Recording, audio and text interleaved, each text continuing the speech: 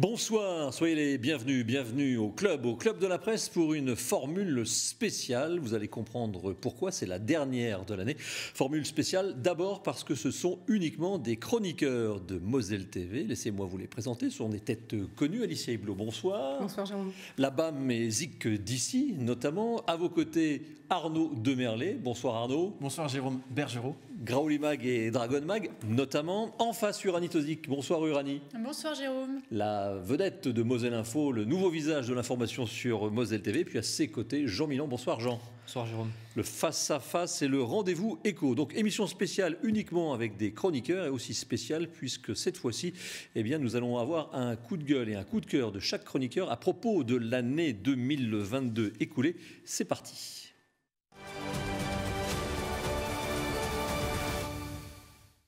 Et on commence avec Alicia Iblot, à qui l'on doit le respect, puisque c'est elle qui connaît la maison depuis déjà plus de 12 ans, c'est vrai, Alicia. Et alors, on vous passe la main parce que j'ai l'impression qu'on va avoir un peu de temps à comprendre. C'est un coup de gueule qui se transforme en coup de cœur ou l'inverse, c'est ça? Exactement, parce que c'est un coup de cœur pour dire à quel point il y a eu un élan de solidarité des Français et avec eux les Mosellans envers le peuple ukrainien. Alors vous connaissez mon amour pour la culture, on voit aussi combien les acteurs culturels se sont mobilisés à cette occasion, avec des événements comme Make Music Notoire, des événements également à l'Arsenal et tant d'autres. Donc de belles soirées de solidarité. On est extrêmement touché par tout cela. On se dit que derrière chaque homme, il y a un cœur qui bat. On est vraiment heureux de cela. Et puis tout d'un coup, ça bascule. On a des informations qui tombent avec le bateau humanitaire Ocean Viking, au bord duquel se trouvaient 231 migrants et que les Italiens n'ont pas voulu accueillir. Ensuite, on apprend, on revient en tout cas sur l'enquête sur la mort de 27 migrants dans la Manche en 2021, qui ressurgit, des migrants que ni les Français ni les Anglais n'ont secourus. Et puis il y a toujours aussi ce déversement de haine sur les réseaux sociaux. Pas que sur les réseaux d'ailleurs, on entend des phrases qu'ils restent chez eux, qu'ils retournent chez eux. À l'Assemblée nationale. Voilà. Et je m'étonne toujours en fait de cette violence envers ces êtres humains qui sont comme nous, faits de chair et de sang, qui ne rêvent qu'une une seule chose, c'est de pouvoir vivre tranquillement chez eux, parce que parmi tous ces hommes, eh bien, il y a des comptables, des médecins, des menuisiers, des artisans, voilà. Et s'ils quittent leur pays, c'est que le pays parfois est en guerre, qu'il y a la corruption, qu'on ne peut plus y vivre, et quand ils prennent des risques incommensurables pour traverser la Méditerranée, qu'ils mettent leur vie en danger, je ne comprends pas en fait la réaction qu'on peut avoir et de se dire, eh bien, rentrez chez vous, restez chez vous. Et je suis toujours choquée de ces réactions. Et à ce titre, alors j'ai noté deux choses, une bande dessinée et un film que je vous invite tous à lire, que je vous conseille, une très belle bande dessinée de Fabien Toulmé. C'est toujours le petit côté, la page culture d'Alicia Iblot. Non mais voilà, parce que parfois, à travers la bande dessinée, à travers le cinéma, on peut remettre un peu l'église au milieu du village. L'Odyssée d'Hakim, c'est Fabien Toulmé qui raconte l'histoire d'un Syrien qui a quitté son pays, il était pépiniériste, il a dû traverser la Méditerranée pour venir jusqu'en France. On est bouleversé en lisant tout cela. Et puis ce film, Les Nageuses, qu'on peut découvrir en ce moment sur la chaîne Netflix, que je ne citerai pas.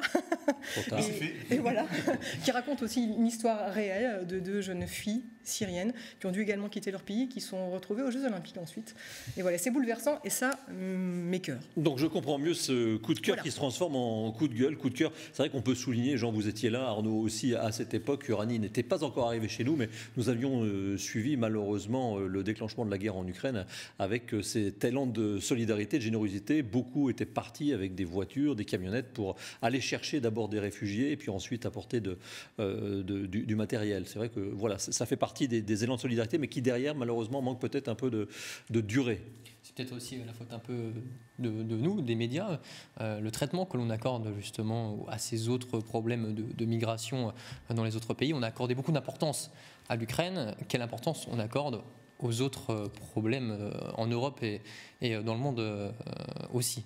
Vous savez en tout cas, Jérôme, la belle initiative à l'époque de Thierry Schidler, qui avait donc été chercher vraiment les réfugiés ukrainiens en Pologne à l'époque, avec Anne-Sophie Gross qui avait participé à ce voyage. Et puis aujourd'hui, on voit comme il y a une forme d'intégration. On a les images normalement de ce qui se passe au couvent de Saint-Jean-de-Bassel, près de Sarrebourg, où des professeurs essayent d'apprendre le français à certains Ukrainiens. Donc ça continue quand même d'une manière générale, avec donc cette intégration progressive. On le voit aussi, Jean, je crois que tu avais j'ai vu au niveau de l'université de nombreux Ukrainiens qui essayent également de se faire une petite place. Et puis aussi là, il y a des Ukrainiens et Ukrainiennes qui sont aussi employés, salariés de certains commerces. Je pense notamment à des salons de coiffure qui emploient des jeunes femmes venues d'Ukraine, et malgré la difficulté de la langue, qui sont toujours là. Plus de 10 mois après, hein, n'oublions pas, parce que ça a commencé en février. C'est une affaire qui dure, tout ça, Uranie. Oui, juste peut-être pour un petit point par rapport à cette ambivalence que les gens peuvent peut-être ressentir, dont je suis la première. Ambivalence parce qu'on a l'impression qu'il y a 2 poids 2 mesures. Vous parliez tout à l'heure des Syriens. Peut-être que certains étaient un peu jeunes, dont moi, pour connaître certaines étapes de cette guerre-là, qui a duré aussi, qui est encore parfois encore bien dans les mémoires. Et il n'y avait pas forcément tous ces élans de solidarité-là, toutes ces initiatives. Peut-être que c'était moins médiatisé, mais c'est vrai qu'on a cette impression que c'est plus proche de chez nous. Alors on se sent plus concerné, on sait que ça peut plus vite déraper en Europe. Et c'est peut-être pour ça aussi que la population s'est sentie plus investie. Ça ne veut pas dire que le reste n'existe pas. On ne mesure pas vraiment le danger que ça représente en fait de pouvoir quitter son pays, de faire ce chemin-là. C'est des semaines, des mois pour arriver ensuite en France et de parquer ensuite. Plusieurs millions de personnes déplacées. Bien sûr. Donc c'est important. Et ça ne concerne pas juste 3-4 personnes dans un village. Uranie, puisque vous aviez la parole, vous aviez un coup de gueule aussi lié à la suite de la crise sanitaire que nous avons vécue, et un coup de gueule contre les soignants. Enfin, contre ceux qui n'écoutent pas les soignants. C'est plutôt ça, tout à fait. Oui, c'est pour faire un point sur le monde de la santé. On les a applaudis, on a fait en sorte de les aider du mieux qu'on pouvait, en tout cas en tant que population. Mais j'ai l'impression qu'on n'a pas vu à quel point le problème était déjà là depuis plusieurs années. En faisant quelques recherches, j'ai remarqué que c'était des phrases qu'on entendait régulièrement. On n'a pas assez d'effectifs, il nous manque des lits, on ferme des services alors qu'on sait que dans quelques années, la population sera plus vieillissante, ce genre de choses. Et ça, c'était déjà au début des années 2000. Donc ça veut dire qu'aujourd'hui, on prend des mesures, voilà, il faut voir lesquelles aussi. Les enveloppes sont peut-être un petit peu plus conséquentes pour débloquer de l'argent, mais au final, ce sont des mesures qui concrètement, là, à l'instant T, n'auront pas encore un impact. On a fait en sorte que le numerus clausus soit un peu différent aussi, peut-être on le verra dans 8 ans. Mais pas là maintenant. Donc j'ai voulu aussi souligner ça parce qu'on a vécu, donc avant l'année 2022, des grèves, des manifestations, des services qui étaient en tension, et encore une fois cette année on l'a vu avec l'épidémie de bronchiolite, la grippe, la vaccination, où il y a eu encore une fois tous les centres qui étaient mis en avant. Au final on a l'impression que c'est un peu dit dans le vent. Là on voit. C'est le cas de le dire parce que les images qu'on voit c'est la tornade. Hein, exactement. À ce moment-là la météo n'était pas avec eux, mais à ce moment-là c'était quelque temps avant l'élection présidentielle, puisque la santé n'était pas apparemment une priorité dans la prise de parole des candidats, est en 12e position, ce qui démontrait peut-être encore une fois, j'irais peut-être jusqu'à dire, pas un je m'en foutisme, mais c'était pas vraiment une priorité de parler de la santé, alors que c'est quand même l'un des enjeux majeurs aujourd'hui, on l'a bien vu. Alors Arnaud de Merlet, je me tourne vers vous, puisque pendant la crise de l'éducation, vous aviez votre ami commun, je ne me souviens plus d'ailleurs comment s'appelle-t-il, Jean-Michel Blanquer. Jean-Michel Blanquer, qui avait pris sévèrement de votre part à chaque club de la presse. C'est vrai. Et Olivier Véran, est-ce qu'il avait un peu plus d'estime, vous aviez un peu plus d'estime pour lui avant que François Braun ne sorte du chapeau? Tout à fait, on en reparlera tout à l'heure, mais effectivement, je trouve que Olivier Véran a fait ce qu'il a pu. On sait très bien qu'au tout début de cette crise vraiment sanitaire, le gouvernement naviguait à vue, on ne savait rien du tout. Donc il a fait ce qu'il a pu avec l'aide d'Emmanuel Macron. Moi, ce que je regrette un tout petit peu plus, c'est la communication du gouvernement par rapport aux masques, par rapport vraiment à cette épidémie. Même s'ils ne le savaient pas, je trouve qu'au niveau de la communication, ils n'ont pas été bons. Et ça rejoint mon coup de gueule. Je trouve que le gouvernement, aujourd'hui, il n'a pas forcément bien géré, que ce soit la pénurie de carburant ou la réforme des retraites qui aura certainement lieu au début de l'année 2023. Et moi, j'aimerais vraiment que le gouvernement prenne à bras-le-corps 2 dossiers. Tout d'abord, la précarité étudiante. Quand j'entends et je vois ce chiffre, surtout 56% des étudiants qui avouent ne pas manger à leur faim, ça me fait mal parce que c'est plus de la moitié. Aujourd'hui, les étudiants, ils ne peuvent pas manger de viande. Ça, c'était quand même quelque chose d'assez fréquent dans le passé. Mais aujourd'hui, ils ont même du mal à acheter et manger des fruits, des légumes. Ils vivent souvent dans des logements insalubres. Donc, c'est vraiment compliqué quand on sait l'importance des jeunes pour un pays. Et l'autre dossier qui, pour moi, est très important, c'est la pénurie de main-d'œuvre dans tous les corps de métier. Vraiment, les pénuries sont aujourd'hui très prégnantes en France. elle se généralise surtout aux métiers qui étaient un petit peu en tension depuis des années. Je pense aux informaticiens, aux chaudronniers, aux aides à domicile. Se sont aussi ajoutées des professions plus inattendues. Chauffeurs de car, on l'a vu lors de la rentrée scolaire. On a vu aussi des vendeurs. Mais vraiment, tous les corps de métier sont touchés par cette pénurie. Les chiffres sont vraiment sans appel. Il y avait en France au deuxième trimestre 355 400 emplois vacants. C'est 69% de plus qu'au quatrième trimestre 2019. J'en remonte aussi loin parce que évidemment c'était avant le Covid. On voit vraiment que le Covid n'a pas forcément été très avantageux dans beaucoup de domaines, y compris pour l'emploi. Aujourd'hui, il y a des gens qui préfèrent avoir du temps libre plutôt qu'aller travailler pour un salaire quasiment équivalent. Donc j'attends vraiment qu'aujourd'hui le gouvernement essaie de trouver des solutions pour que la valeur travail soit aussi réglée avec un salaire qui permet de garder et de donner envie aux Français. Là, oui, Alicia, j'allais dire qu'on sentait l'homme de télévision puisque je ne lui ai pas passé la parole sur son coup de gueule, mais il a enchaîné directement. Ouais. C'est bien, au bout de 3 ans, je vous félicite. Un bon point pour Arnaud Demerlet. Merci Jérôme. Ce qui est assez choquant aussi, c'est de voir à quel point justement dans le système de santé, on peut le voir aussi dans le système, dans l'éducation nationale, c'est que ce sont des métiers que les acteurs embrassent avec passion, et aujourd'hui ils le quittent, ce métier, énormément. Des métiers humains, voilà. Donc et je suis assez atterrée de me rendre compte, de m'apercevoir qu'aujourd'hui on ne les écoute pas. On ne les écoute parce qu'on ne les écoute pas, mais ils n'en peuvent plus. Donc pour arriver à ce stade aussi de dire de dégoût, je quitte l'enseignement, je quitte mon métier de médecin, d'infirmier, alors que voilà, j'aime ce métier-là. C'est vraiment qu'on arrive à un point, je ne sais pas si de non-retour, ouais. Et c'est ça qui est extrêmement très inquiétant, et je pense qu'on tire la sonnette d'alarme, mais à un moment où il n'y a peut-être plus de, je ne sais pas. Il n'y a plus de sonnette. Il n'y a plus rien. Tout tombe. J'ai entendu récemment, c'est intéressant d'ailleurs, parce que j'ai entendu récemment sur une radio que l'on disait périphérique quand j'étais petit, un reportage sur les soignants qui partent en Suisse, et non pas pour l'argent, mais parce que là-bas, ils sont considérés, ils ont du temps, ils ont des récupérations. On entendait notamment un médecin qui ne travaillait plus 12 jours sur 12, mais qui travaillait normalement, et il y avait un confort de vie. Et donc, il y a cette voie qui s'ouvre pour eux dans d'autres pays, et notamment en Suisse, voire en Belgique.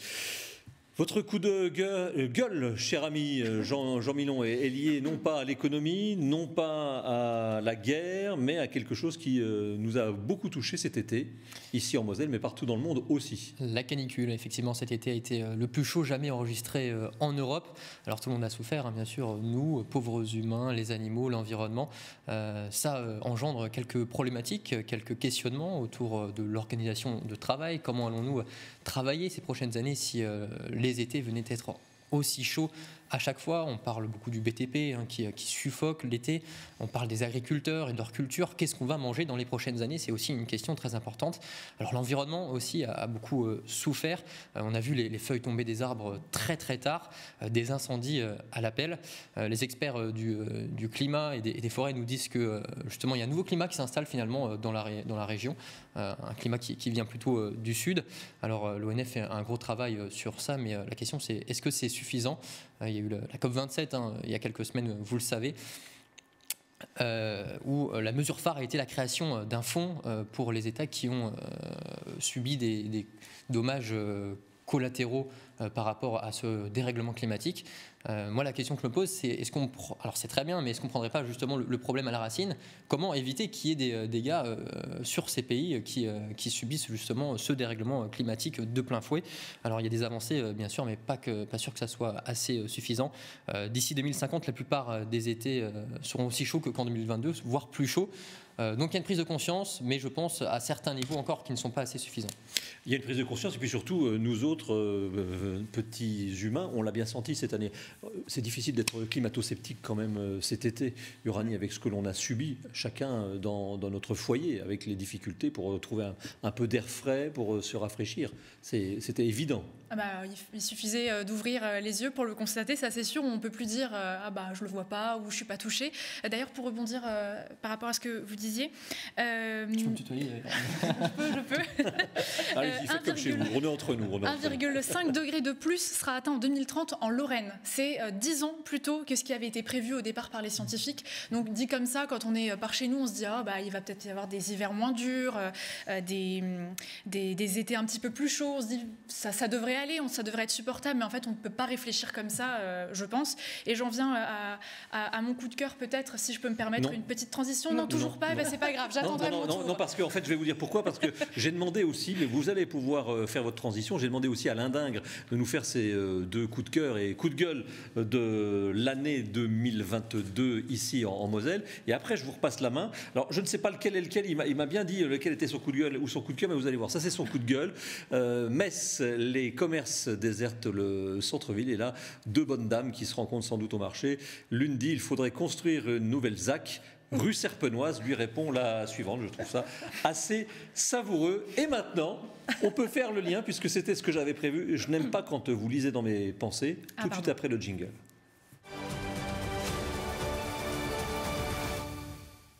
Merci Lorraine qui m'a soufflé jingle dans l'oreille. C'est saison, hein, jingle bells.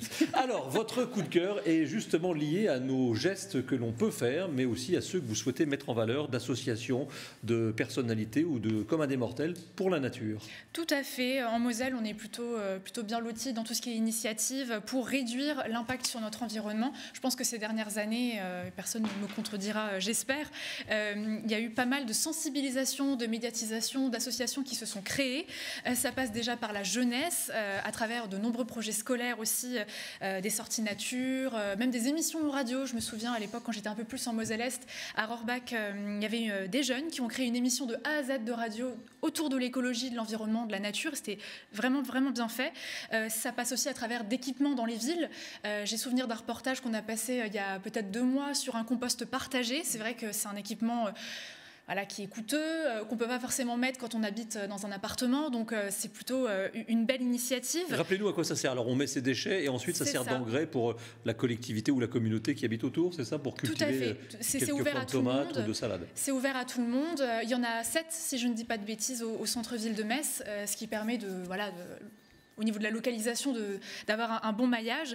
C'est vrai que quand on n'habite pas dans une maison, qu'on n'a pas les moyens forcément d'acheter un compost comme ça, un compost partagé, c'est convivial aussi et plus pratique.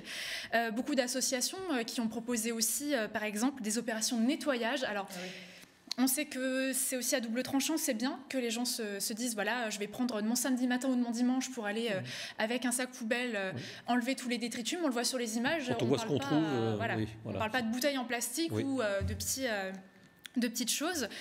Et puis aussi tout ce qui est lié à la consommation en circuit court. Voilà, c'est des choses de plus en plus ancrées.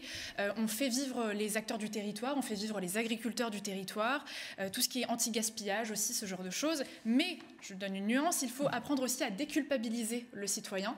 À travers les témoignages qu'on peut avoir, les gens se sentent aussi un peu étouffés par tout ça, par les initiatives, par cette charge mentale supplémentaire. On demande souvent aux mêmes de faire des efforts, enfin c'est mon point de vue en tout cas, et il faudrait peut-être trouver un équilibre. Alors oui, je fais des petits gestes au quotidien, mais c'est pas parce que une ou 2 fois j'ai pas été vert à 100% que ça change. Le ciel va me tomber sur la tête. Exactement, il faut déculpabiliser les gens par rapport à ça. Vous faites des petits gestes pour l'environnement le soir quand Madame Hublot rentre dans son appartement avec son château-mis? Mais tout à fait. Est-ce que vous avez un comportement vert? J'ai mon petit seau pour composter. Quand je prends une douche, ça semble peut-être anodin, mais quand l'eau coule avant qu'elle ne chauffe, eh bien, je la mets dans un seau qui me permet ensuite d'arroser les plantes. Des petites choses. Ou le chat quand il a fait une bêtise. Exactement. Non, voilà, je pense qu'il y a plein de choses à faire au quotidien. C'est vrai qu'après, le fait d'être tout le temps culpabilisé, là, on nous dit qu'il faut faire des économies d'énergie. On doit tout le temps, nous, comme si on était tenus pour responsables de tout cela. Donc je pense qu'effectivement, c'est à tout à chacun de faire attention. Puis au niveau culturel, il y a plein de belles actions aussi, je ne peux pas m'en empêcher, qui sont menées. Il y a le festival du film de l'écologie. Oui, par exemple, et je trouve que c'est intéressant parce que justement le cinéma, la littérature, la BD peut permettre aussi de sensibiliser peut-être plus facilement aussi les gens en regardant des documentaires. Les gens sont beaucoup devant la télévision, mais en regardant des documentaires, en regardant des films, peut-être on peut se dire tiens et réaliser les choses peut-être plus facilement. Alors tiens, puisque vous avez la main et puisque vous nous parlez de culture, tiens, comme c'est bizarre, votre coup de cœur de l'année 2022 ici en Moselle. Alors, elle s'adresse évidemment à tous les acteurs du secteur culturel qui ont œuvré pour la culture parce qu'après ces 2 années de Covid, ça reste encore toujours compliqué. Les salles de cinéma, les salles de spectacle, les salles de concert ont peine à retrouver leur public. On estime à moins 30% le taux de fréquentation en baisse sur une année avant le Covid. Sur le cinéma, par exemple, au mois de septembre, c'était 7,38 millions d'entrées. C'était le plus bas niveau depuis la reprise. Pour autant, on a eu énormément de beaux événements sur le secteur. Alors, j'en ai cité quelques-uns pêle-mêle, le Festival du film subversif, ne serait-ce que sur Metz, Les Monstreuses du Cours, Photographie Mon Amour, Blida, Passage bien sûr et Constellation. Et moi, mon cœur a palpité pour une des œuvres qui a été proposée dans le cadre du Festival Constellation. Elle avait cœur en plein musée de la Cour d'Or, dans le hall d'entrée du musée de la Cour d'Or. Elle est signée Nico Nif, elle s'appelle Limbe. Et il s'agissait en fait de toile suspendue sur laquelle était projeté, vous le voyez là, des corps en suspension, en lévitation. Et ce qui était assez fabuleux, c'est que quand vous rentriez dans la pièce, vous-même, vous vous sentiez un peu en suspension. Et ce qui est intéressant, en fait, au-delà de ça, c'est que ça invitait vraiment à se poser, à prendre son temps. Et à l'heure où, justement, et surtout depuis le Covid, on nous invite à courir après le temps, à rattraper des choses, finalement, qui ne sont pas à rattraper, qui ne sont pas rattrapables, on nous dit, prenez le temps, ralentissez, arrêtez peut-être aussi de consommer les images en rafale, arrêtez de zapper. Et ça, je trouve ça essentiel. Et la culture, elle est là aussi pour ça, pour rester là, à se poser, à contempler. Et une deuxième rapidement. Une œuvre immense qui a été NFT. Vous savez ce que c'est que le NFT? Alors je ne sais pas ce que c'est, ce que veulent dire les 3 lettres, mais alors c'est non-fungible token, ça veut dire un ticket, enfin un jeton fongible. En fait, c'est un certificat numérique d'authenticité. Si vous faites un dessin, vous par exemple sur Photoshop, sur Paint, et que vous voulez le protéger, voilà. Et il y a ce créateur que vous découvrez là, il s'appelle Refik Anadold. Ouais. Il est turc, il vit à Los Angeles, et donc c'est une œuvre de 10 mètres sur 10 qui s'appuie sur plus de 200 millions d'images liées à la nature, disponibles publiquement. Et donc il a réalisé cette œuvre-là. On est en immersion dans l'œuvre, on plonge dans l'œuvre. Et là aussi, je trouve que c'est juste un instant où vous vous posez devant une œuvre et la beauté vous éclate au visage. Et en même temps, vous pouvez réfléchir aussi sur le numérique, sur comment peut-être le numérique va prendre le pas sur l'homme ou pas. Mais voilà, je trouve que c'est important de se poser et de prendre son temps aujourd'hui. Ça émeut même Arnaud de Merlet, c'est dire. Oui, moins culture qu'Alicia, mais en tout cas, c'est vrai que ça pose une vraie réflexion et je regardais avec attention et j'aime beaucoup. Merci. Allez, changeons de sujet avec vous, Jean Milon. On est sur la résilience des acteurs de la culture. Vous avez à peu près la même chose. C'est marrant, chacun dans son domaine de prédilection, culture et économie pour vous. Ce sont, vous, les acteurs du monde économique qui ont réussi à passer cette période difficile qui n'est pas terminée. Après le Covid, ils ont l'inflation, le coût de l'énergie, etc., etc. Effectivement, j'ai voulu mettre en avant la Moselle des solutions. Personne n'a été gâté en 2022. Les acteurs économiques en première ligne, preuve en est encore, si les réservoirs de gaz venaient à se vider très rapidement, ça serait les grosses usines qui en feraient les frais en premier. Donc je vais vous donner des exemples concrets, puisque j'ai été amené à sillonner la Moselle toute l'année avec mon émission économique, et bien sûr sur Moselle TV, en commençant par le géant Siemens. Alors on va peut-être le voir à l'écran, inauguré fin novembre sur le Technopole de Metz, donc un bâtiment intelligent qui, donc avec des capteurs, sait quand est-ce qu'il y a des personnes qui rentrent, combien de personnes sont à l'intérieur, à quel endroit, et qui permet de régler comme ça la température et les lumières pour faire des économies d'énergie. Quand on sait aujourd'hui que 30% des émissions carbone du pays sont émises par des bâtiments tertiaires, c'est peut-être la solution de demain, donc une solution qui bien sûr peut être aussi à l'échelle de ville. Donc ça c'est un progrès formidable. Un autre exemple, Élysée Cosmétique, donc qui réalise à Forbach des aérosols, je vais y arriver. Peut-être que vous le connaissez sous la forme du spray anti-Covid ces 2 dernières années. Alors eux, la solution, c'est qu'ils ont gardé des prix très bas, malgré l'inflation qu'ils subissent. Des prix très bas, et bien ça fonctionne, puisque les consommateurs voient des prix élevés sur tous les autres produits, mais sur ces produits donc Forbachua, non. Donc bien sûr, ils se ruent dessus, donc ça marche très bien. Et puis, dernier exemple de résilience, c'est le géant agricole Claas, donc, qui réalise des presses agricoles. Alors eux, ils ont tout connu, des problèmes d'approvisionnement en matières premières, des problèmes d'énergie, une facture x3, 1 million qui est passé à 3 millions la facture énergétique. Et donc eux, ils ont modifié leur cadence et leur méthode de production. Ils ont travaillé les samedis et les jours fériés pour rattraper leur retard. Ils se sont adaptés, voilà, ils ont réagi. Et donc, comme de nombreuses entreprises en Moselle, finalement, ils ont su s'adapter, bouleverser leurs habitudes de production et trouver des solutions pour aujourd'hui et pour demain. D'un mot, vous les sentez comment, les acteurs économiques mosellans pour 2023 et plus tard? Inquiets? Alors, des retours que j'ai sur le terrain, pas du tout.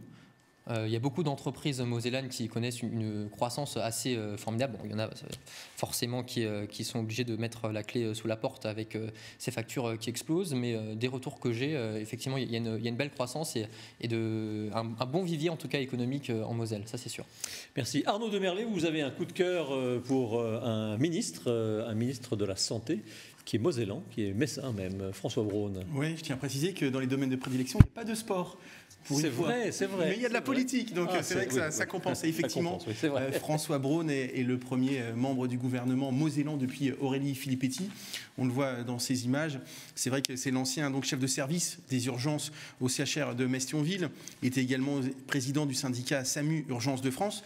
Et c'est vrai que sa nomination, moi, elle m'a fait plaisir, puisque c'est quelqu'un qu'on recevait très régulièrement sur notre plateau, notamment dans Moselle Info. Et c'est vrai qu'il a toujours été posé, pragmatique. Et ce côté pragmatique, on parlait tout à l'heure d'Olivier Véran, je le retrouve depuis qu'il est en poste vraiment au ministère de la Santé. Il ne fait pas n'importe quoi. Et même dans ses propos, j'adhère concrètement par rapport, par exemple, au masque. Dernièrement, il a dit « Ma main ne tremblera pas s'il faut imposer le masque dans les transports ». Je trouve ça très bien. Et dans la continuité, il faut que l'on sorte de cette idée que tout doit être régi par des règles, des textes, des lois, des règlements.